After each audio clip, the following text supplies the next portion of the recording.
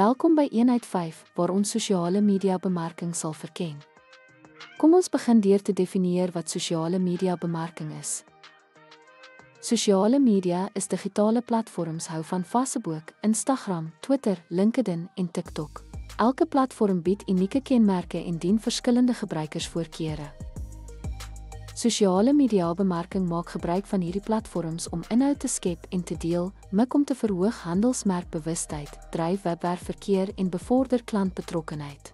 Hierdie bemarkingsbenadering behels die skep van pasgemaakte inhoud, interaksie met gebruikers en die uitvoer van betaalde advertensieveldtogte om 'n breër gehoor te bereik. Sleutelaktiwiteite in sosiale media bemarking sluit in plaasopdaterings, video's en ander inhoud wat interaksie aandryf, sowel as die ontleding van prestasiemaatstawwe om te verfyn strategieë. Hierdie bemarkingsbenadering behels die skep van pasgemaakte inhoud, interaksie met gebruikers en die uitvoer van betaalde advertensieveldtogte om 'n breër gehoor te bereik. Deur gebruik te maak van die onderskeie kenmerke van hierdie platforms, kan maatskappye hul handelsmerkteenwoordigheid verbeter, klanteverhoudings bevorder en besigheidsgroei aandryf. Dankie dat jy by ons aangesluit het in Eenheid 5. Bly op hoogte van neigings en gebruikersgedrag om die impak van jou sosiale media bemarkingspogings te maksimeer.